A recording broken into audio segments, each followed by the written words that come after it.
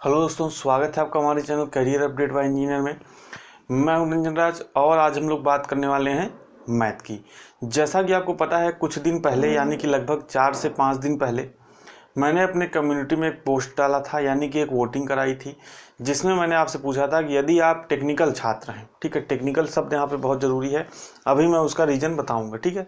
अगर आप टेक्निकल छात्र हैं तो आप कौन सी क्लास चाहते हैं पहले, ठीक है। तो वहाँ पे मैंने मैथ रखा था, रीजनिंग रखा था और यूपी आर्नल और यूपी पीसीएल के लिए हिंदी की क्लासेस का ऑप्शन मैंने रखा था। तो वहाँ पे लगभग 50% लोगों ने जो कहा था कि सर हम लोग मैथ पढ़ना चाहते हैं टेक्निकल एग्ज़ाम के लिए। तो अब आप कहेंगे भैया यहाँ तो क्या लिखा हुआ है, यहाँ डीआरडीओ एमटीएस लिखा हुआ है और यहाँ पे रेलवे ग्रुप डी लिखा हुआ है। तो आप तो कह रहे थे कि टेक्निकल छात्रों के लिए जो है मैथ पढ़ाएंगे, तो उसका रीज़न समझिए। यहाँ पे अगर आप ऊपर देखेंगे तो आपको क्या लिखा हुआ है, डीआरडीओ एमटीएस लिखा हुआ है, ग्रुप डी लिखा हुआ है, इसरो लिखा हुआ है, सेल, एनसीएल, भेल या ईटीसी। देखिए, अब जैसे अगर आप आईटीआई कैंडिडेट हैं या आप डिप्लोमा के छात्र हैं, ठीक है, बेसिकली आपको पता है इस चैनल पर उन्हीं की बात की जाती है, ठीक है। तो साथ ही साथ आप बीटेक के भी छात्र हैं तो आप ये क्लासेस अटेंड कर सकते हैं। तो अब देखिए, जो आईटीआई का छात्र रहता है, कोई भी अगर 10th लेवल की वैकेंसी आएगी तो उसका फॉर्म उसने फिल किया होगा। डीआरडीओ एमटीएस की बात करें तो यहाँ पे लगभग 1800 कुछ पोस्ट आई हुई थी, 40, मुझे इतना कंफर्म नहीं है, 1840 लगभग, ठीक है, 1800 करके कुछ पोस्ट थी। और इसके लिए जो छात्रों ने फॉर्म भरे हैं वो लगभग 40 लाख, ठीक है। यानी कि लगभग इस डीआरडीओ एमटीएस की वैकेंसी के लिए 1840 पोस्ट के लिए लगभग 40 लाख छात्रों ने फॉर्म का आवेदन किया है। और ग्रुप डी का तो आप छोड़ दीजिए, इसके आंकड़े तो आपको पता ही हैं क्योंकि आप लोग रेगुलर न्यूज़ सुनते रहते हैं। तो अब देखिए, अगर आप टेक्निकल छात्र हैं, मेरी बात ध्यान से समझने का प्रयास करिएगा। यदि आप टेक्निकल छात्र हैं तो आपने डीआरडीओ एमटीएस और ग्रुप डी का भी मैक्सिमम जो है छात्र भरा होगा, ठीक है, फॉर्म जो है भरा होगा, ग्रुप डी का भी फॉर्म भरा होगा आपने, ठीक है। तो यहाँ पे देखिए, अगर आप डीआरडीओ एमटीएस और ग्रुप डी लेवल का जो मैथ है उसकी अगर आप तैयारी कर लेते हैं तो और एग्ज़ाम्स आपके आसानी से क्लियर हो जाएंगे। यानी कि आप मेरी बात समझने का प्रयास करिए। ये जो डीआरडीओ एमटीएस से ग्रुप डी है, हर आईटीआई वाला छात्र भरता है, ठीक है, लेकिन एग्ज़ाम का लेवल क्या है, बहुत ही हाई नहीं है। और इसी लेवल का जो मैथ है, यानी कि जो डीआरडीओ एमटीएस और ग्रुप डी लेवल का जो मैथ है, वो अगर आपका कोई टेक्निकल एग्ज़ाम होता है, जैसे इसरो में, इसरो का कोई एग्ज़ाम हुआ, फिटर के छात्र हैं, किसी भी ट्रेड के छात्र हैं, इलेक्ट्रीशियन के छात्र हैं, तो वहाँ पे जो कुछ पार्ट क्या पूछा जाता है, नॉन टेक्निकल, जैसे मैथ हो गया, रीजनिंग हो गया। मैथ को ही आप लोग क्वांटिटेटिव एप्टीट्यूड भी बोलते हैं, मेंटल एबिलिटी भी बोलते हैं, तो वो सभी क्या है, वही चीज़ें हैं। तो और सेल का अगर कोई पेपर हुआ तो टेक्निकल, आप आईटीआई के छात्र हैं, किसी भी ट्रेड से हैं, तो वहाँ पे कुछ एक पार्ट नॉन टेक्निकल पूछा जाता है। जैसे एनसीएल की बात करें तो एनसीएल का 100 नंबर का पेपर होने वाला है, तो इसमें से क्या रहेगा, 70-30 का रेशियो रहेगा, ठीक है। यानी कि 30 नंबर आपका क्या रहेगा, नॉन टेक्निकल, जिसमें मैथ रहेगा, रीजनिंग रहेगा, जीके जीएस वगैरह, यही सब चीज़ें रहती हैं। तो ट्रेड तो आपका मजबूत रहता है, ठीक है, क्योंकि जो मैक्सिमम बच्चे टेक्निकल बच्चे रहते हैं उनका क्या रहता है, ट्रेड रहता है, या डिप्लोमा के छात्र हैं तो उनका जो ब्रांच रहता है वो मजबूत रहता है हमेशा। कमज़ोर पोर्शन उनका क्या आता है, कमज़ोर पोर्शन उनका आता है नॉन टेक्निकल पार्ट, जो कि उनकी तैयारी नहीं होती है। तो बेसिकली देखिए, ये सभी चीज़ें मुझे पता है, ठीक है, कि गलती कहाँ पे होती है, और मैं अपने अनुभव से ये सभी चीज़ें बता रहा हूँ, क्योंकि ऐसा कहीं आपको अलग से क्लास नहीं मिलेगा कि टेक्निकल आप फील्ड से बिलोंग करते हैं तो आपको अलग से मैथ पढ़ाया जाए। लेकिन देखिए, यहाँ पे क्या रहता है कि हम अगर टेक्निकल फील्ड के छात्र हैं, जैसे हम लोग हैं, तो हमारे ऊपर दोगुना लोड रहता है, ठीक है।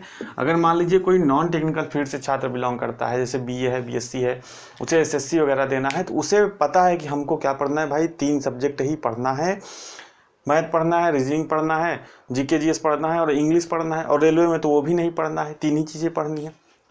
लेकिन जो टेक्निकल छात्र रहता है पूरा ट्रेड पढ़े, ठीक है, जितना, अब आपको पता है कि ट्रेड में कितना साल का कोर्स होता है, 2 साल का पूरा। अगर आईटीआई के छात्र हैं तो 2 साल का पूरा उसका सिलेबस कवर करना है, डिप्लोमा है तो 3 साल का पूरा सिलेबस कवर करना है जो उसने पढ़ा है, और साथ ही साथ मैथ भी पढ़े, रीजनिंग भी पढ़े, जीके जीएस भी पढ़े, करंट भी पढ़े, तो इतना ज़्यादा लोड उसके ऊपर रहता है कि अगर वो इन सभी चीज़ों को प्रॉपर रूप से मैनेज करके नहीं चलता है तो ना वो ट्रेड पढ़ पाएगा, ना वो नॉन टेक्निकल चीज़ पढ़ पाएगा।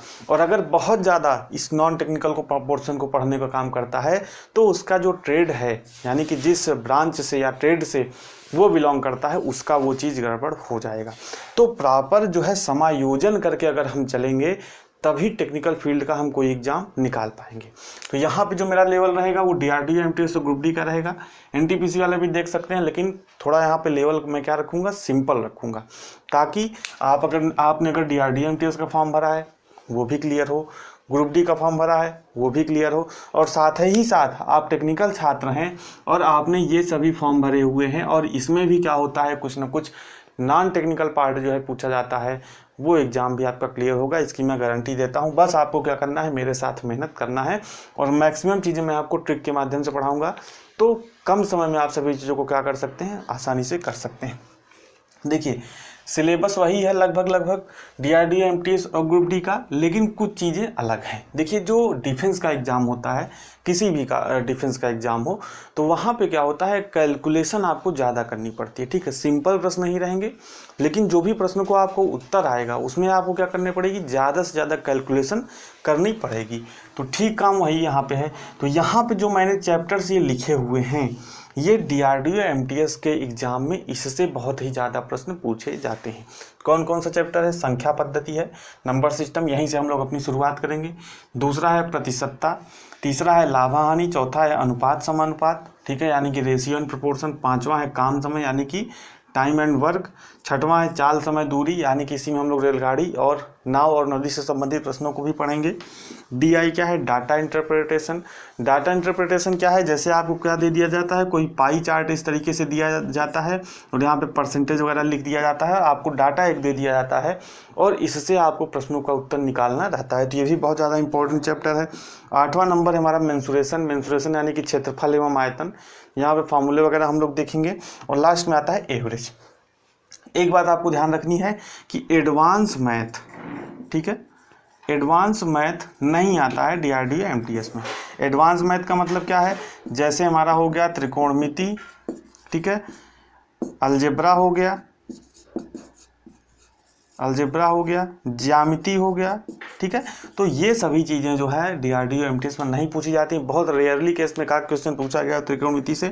तो ये सभी चीज़ें आपको DRDO MTS के लिए नहीं पढ़नी है। अगर आपके पास टाइम है तो आप पढ़िए, कोई उसमें रोक नहीं है, ठीक है। जितनी आप चीज़ें पढ़ते हैं उतना ज़्यादा आसान है, लेकिन आपको ज़्यादा फोकस क्या करना है, इन्हीं चीज़ों पर करना है। 3-3, 4-4 प्रश्न यहाँ से पूछे जा सकते हैं। आपको पता है DRDO MTS में मैथ के कितने प्रश्न पूछे जाएंगे, 35 प्रश्न पूछे जाएंगे।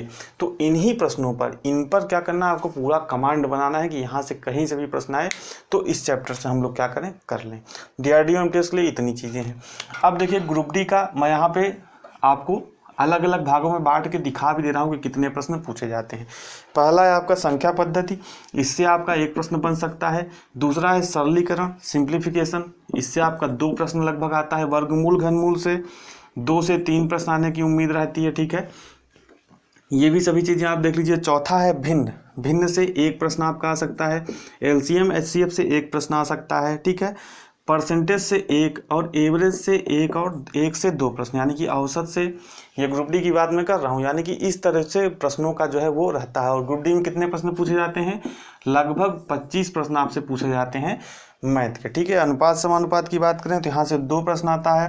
प्रॉफिट लॉस से 2 प्रश्न, काम समय से 2 प्रश्न, चाल समय तथा दूरी से 2 प्रश्न, ठीक है। इसी तरह साधारण ब्याज एवं चक्रवृद्धि ब्याज से 2 प्रश्न। अगला चैप्टर है इसमें क्या, इसमें आप लिख लीजिए मेंसुरेशन, ठीक है। मेंसुरेशन यानी कि क्षेत्रफल और आयतन वाला जो प्रश्न है वो भी ग्रुप डी में भी पूछा जाता है। तो आप यहाँ पे लिख लीजिए मेंसुरेशन 2 से 3 प्रश्न पूछा जाता है। यहाँ पे त्रिकोणमिति भी पूछा जाता है, त्रिकोणमिति ही पूछा जाता है 2 से 3 प्रश्न।